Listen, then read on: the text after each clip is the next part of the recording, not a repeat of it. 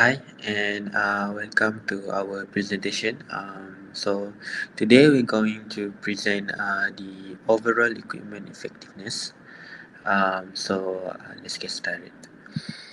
So, for introduction, I'm going to talk a little bit about total productive maintenance and how it will be related to overall equipment effectiveness.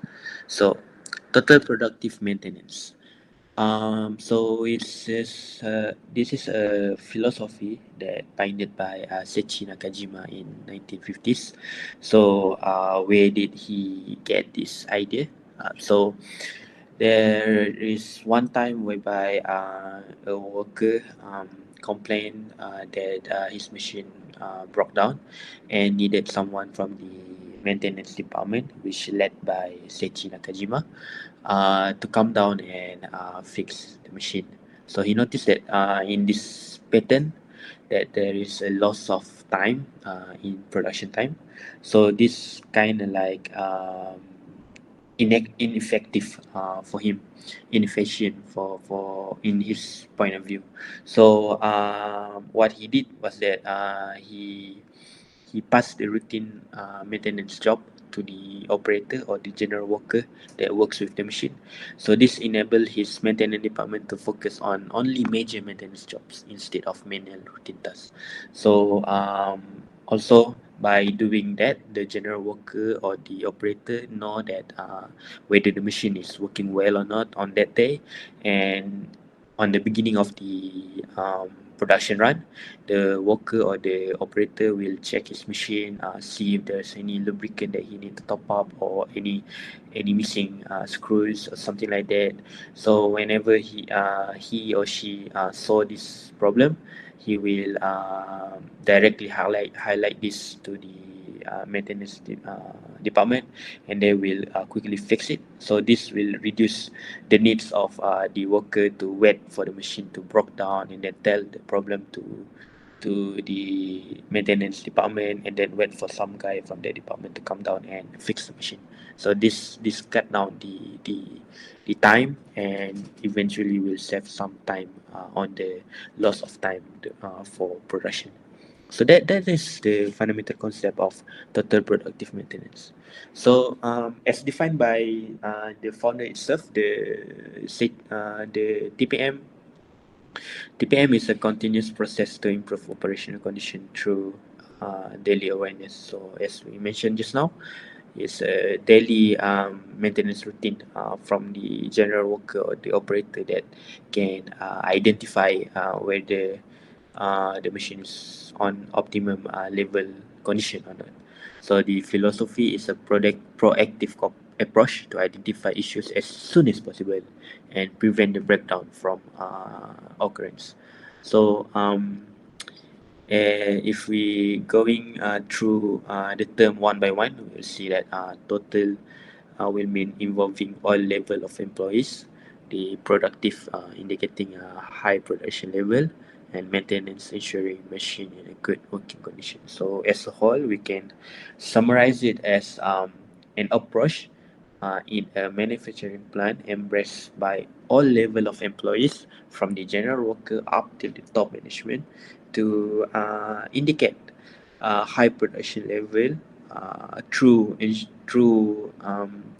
ensuring machines is always on a good working condition on an optimum level so that they could if have an efficient rate of production. So TPM mainly focus on the reliability and the improvement of the machine. So as we said earlier, machine breakdowns could lead to a number of losses, and this approach starts with daily machine cleaning jobs by the operator.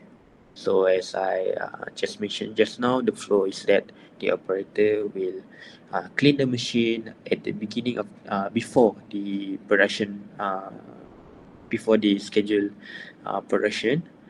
He or she will check the machine, clean the machine, make sure it's in a working condition, and if there is any concern, any issue that he want to highlight, he will highlight it before the production schedule runtime, so that when the runtime is approaching, the machine is ready and able to run efficiently. So let's now talk about the overall equipment effectiveness. So how does the total productive maintenance and overall equipment effectiveness relate to each other? So overall equipment effectiveness is a way for us to quantify the total productive maintenance. So it's a measurement or some sort of indicator for the manufacturing plant to see whether they perform well or not well relative to its capacity based on the period of time it's scheduled to run. So there's three component of OEE. The three component that we see, we all say, we judge the availability, performance, and quality. So the quality means the production portion of the manufacturing plant. So availability, as we know, the schedule, production time, whether it's available or not, to be working on a certain schedule of time. The performance is the net operating time, whether we can cut all the loss of production time or increase more production times to overall increase the rate of good parts out of total production, which is the measurement of the production itself. So the rule of thumb here is 85% of OEE, based on that below this calculation. So it's 90% of availability times 95% of performance times 99% of production, which is equal to 85% of OEE. And this later will be further discussed by my team member. So there are six losses that we can define resulting from a poor OEE. So let's say that the component, one of the component, um, are not performing well for in this in this calculation. Say that's maybe 80% of availability. So where does that 80% of availability come from? So it may be due to plant downtime, or it also may be due to breakdown. So what is planned downtime and what is breakdown? So planned downtime is a scheduled major maintenance for the machine, and then the breakdowns are when the machines are unexpectedly not working. So for performance, the losses could be the minor stoppage or speed loss. Minor stoppage means that there may be an accident at work that stop a portion of time on that shift, and speed loss is whenever there's an untrained operator on the production line. He maybe needs sometimes to adjust himself on that station, and there's a learning curve for him or her to learn in assembling some of the parts, or product producing some of the parts. So this speed loss come from untrained operator. So for production, we say there's a high rejection rate and there's a high reject on startup. So high rejection rate means that part produced is OOS, out of spec, and then reject on startup means that at the beginning of the shift, that's maybe due to uh, um, machine just got maintained or just got upgraded. There's a product damage at the start of the run. So before the machine start to stabilize. So this is why we call as reject and startup. So these are the six losses that we could define from a poor EE. So there's some countermeasure that we could place to increase OEE, such as manufacturing practices such as 5S, workplace organization, Six Sigma, Kaizen Bliss, and root cause analysis. This kind of practices will, if being practiced properly, it will increase the OEE of a manufacturing plant. So, what's the relationship here between OEE and TPM? So increasing OEE will increase TPM of a manufacturing plant. So therefore, it's always a continuous improvement process, as mentioned by Seiji Nakajima, that TPM is a proactive approach to increase the efficiency of a manufacturing plant.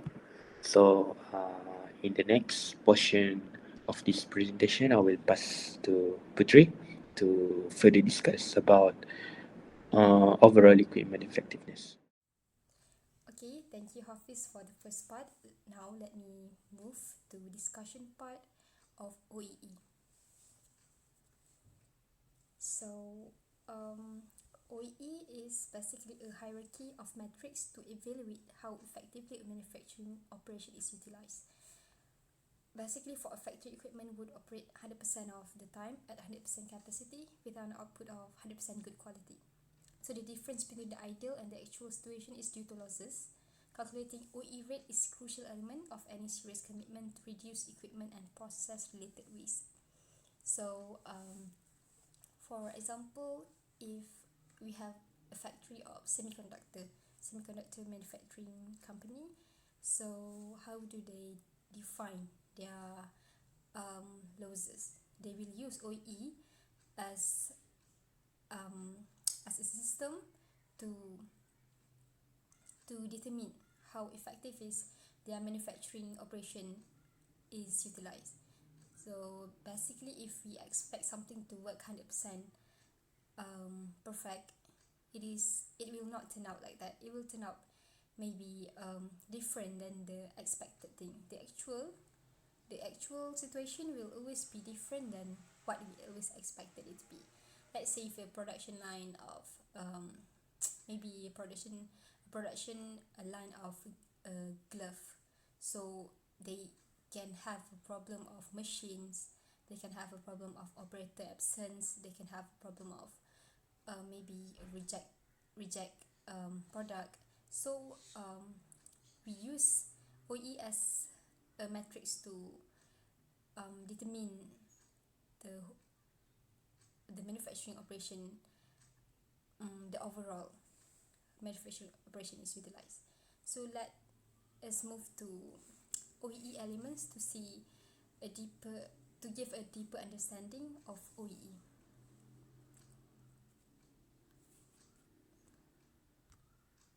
So these are the elements of OEE. It is divided into three parts.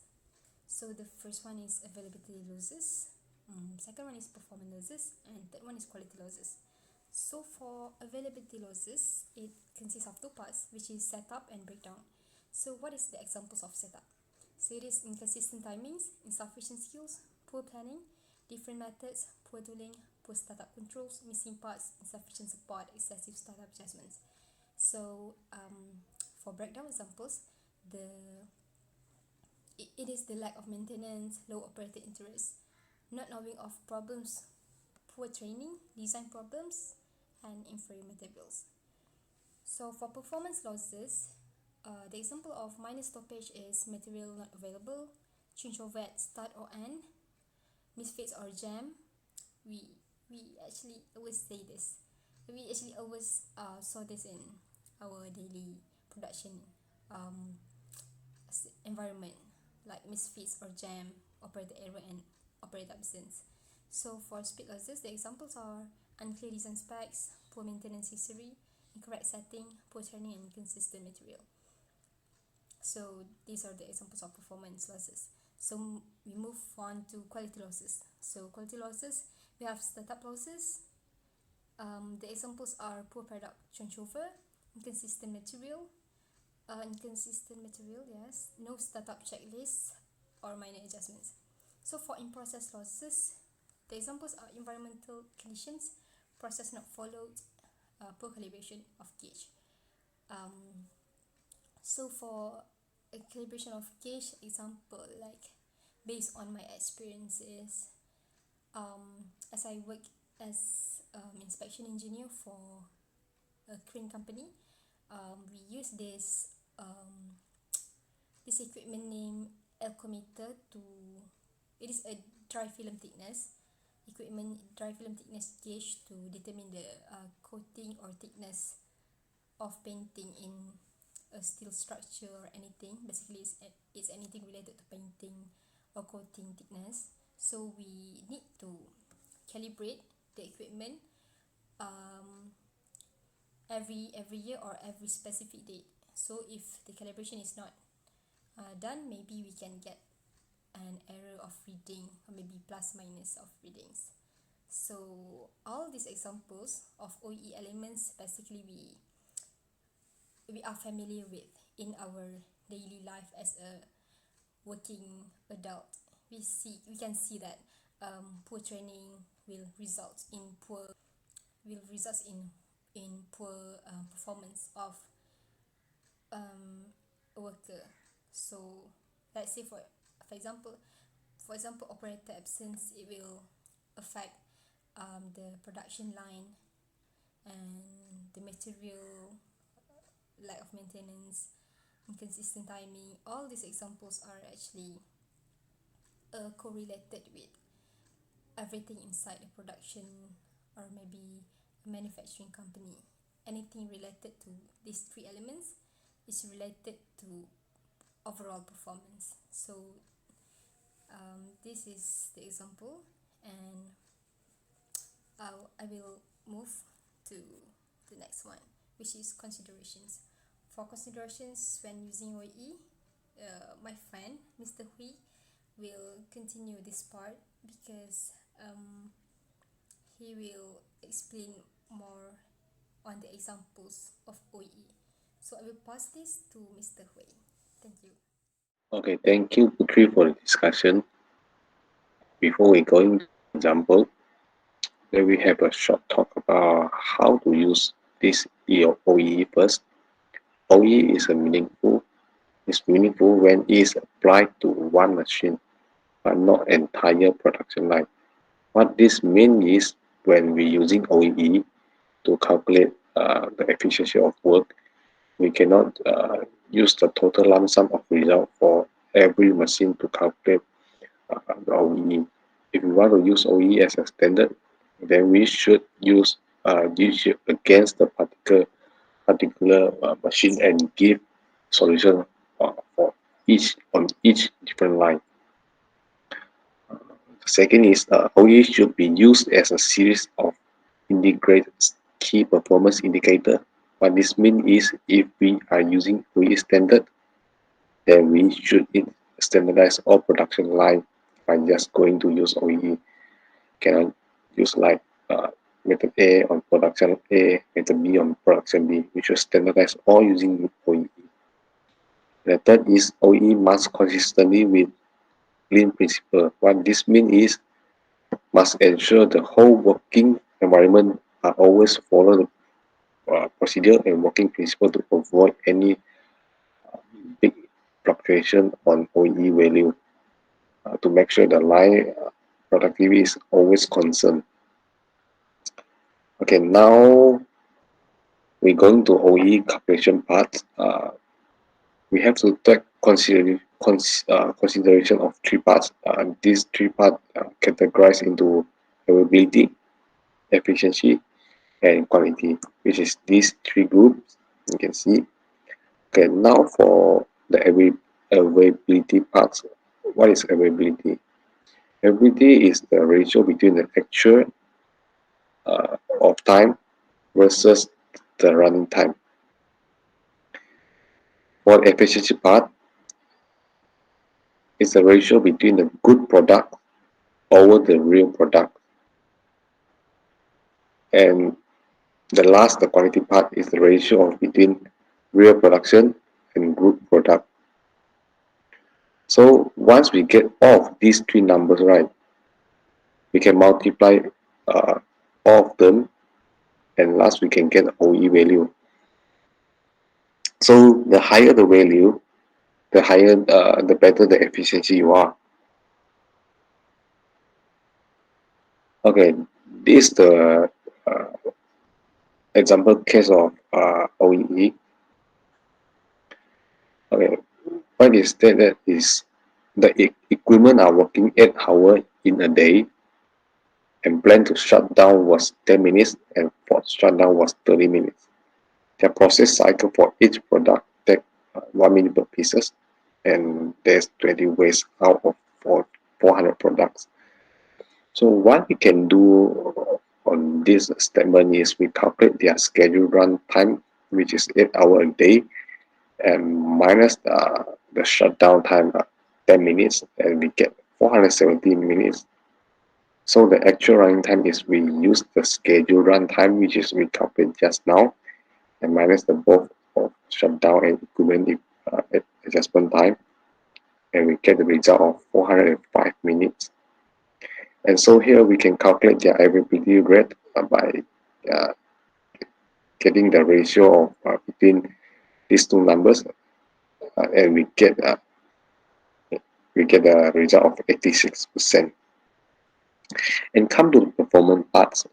Just now we got mentioned the product is 1 pieces per minute, and we can multiply the actual running time 405 minutes, but the actual amount of production is just 400 pieces. So what we can do is we get the ratio number between these two numbers to get the quality rate, which is 98%. So at the last, for the quality part, sorry, just now we say is the performance part. So at the last, for the quality part, they have 20 pieces of plumbing unit over 400 pieces. So the actual good product is just 380 unit.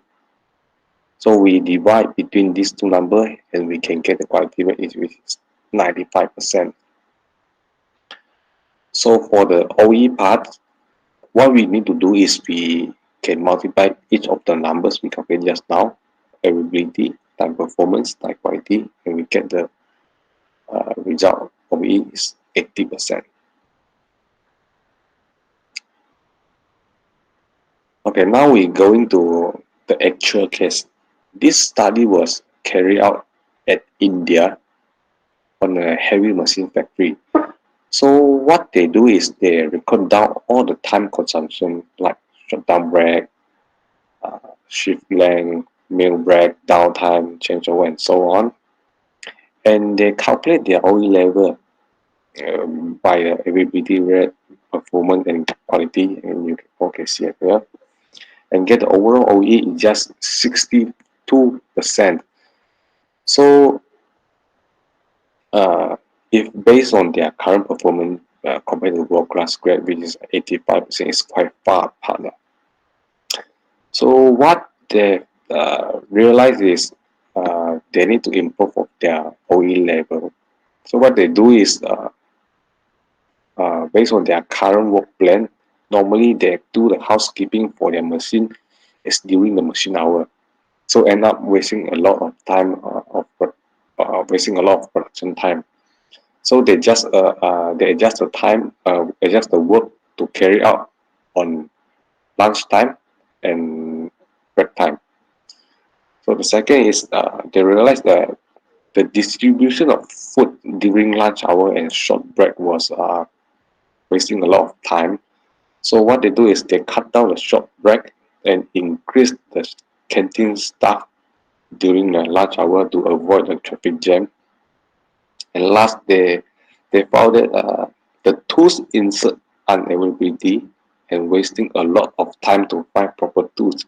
So they deploy experienced workers to ensure the availability of tools and tools insert for the machine. So after doing all those settings right, in just 3 days, okay, this result they just what I say, they get this result in just 3 days after they get the original OEE level.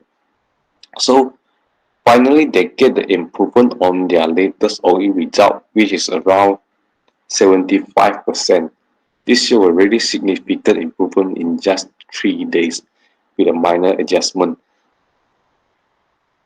Uh, and coming into discussion, we can see that the OE level has has from 62% increased to 75% in just 3 days of gaps. So, but the way they still have a big room to get improvement because of if one to follow world rate level, which is 85%, they still have 10% to overcome. But since they do all of this management adjustment in just 3 days of time, so I believe that they can get a better result in future management. So coming into conclusion, what we can conclude is from this case study, this OE application, they they apply this OE application on their production line has decreased the total hour of production to produce a complete product from 39 hours to 35 hours. Saving 4 hours seems not a very big deal, not a big amount, just approximate 60.67%. But if we count in year, is equivalent to 60 days. So for overall conclusion, what we can say that is OE is the way to identify how big is the gaps between the ideal performance and the current performance, and provide the indication of progress towards the gaps, and achieve the better efficiency and benefit in business turnover. Yeah, this is all what OE is basically explained. So if you all have any question or doubt, you can just leave a comment below. We will reply you all as fast as possible. Thank you.